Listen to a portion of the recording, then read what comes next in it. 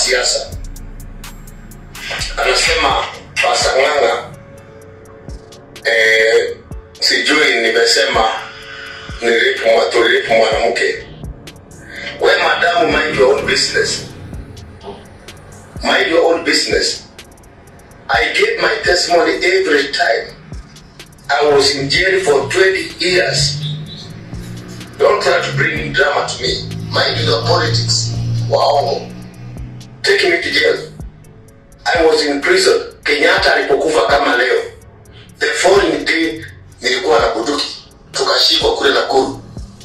I've been saying those things from day one up to Dandauski. Nitaendelea kusema.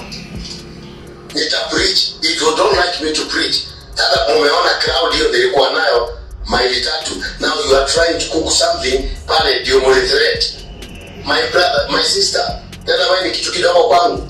Wewe ni mtoto mdogo, sijui tafuta dika yako. Don't try me. Mimi si dika yako. Utaelewa kwa mkutano yenu. I will give my testimony so people will come to. Paulo alikuwa anaua watu. Is it in the Bible? Paulo alikuwa anaua watu. Is it in the Bible? It is written. Ushuhuda wa 1980. Mr. Speaker. Mr. Speaker. Point of order. Protect me from this nonsense, Mr. Speaker. Basi Mr. Speaker, huyo complainant aje aseme tulimlepu.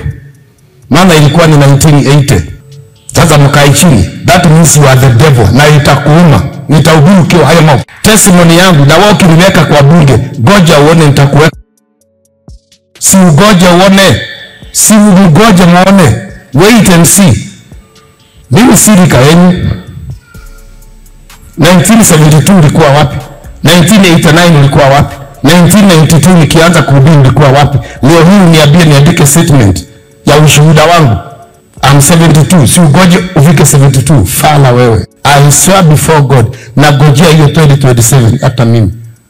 Na if you try me, siongei nikiwa kwa tumbo la mama, naongea nikiwa nimetahiriwa 1972. Nimemaliza hiyo, peleka hiyo bunge tena.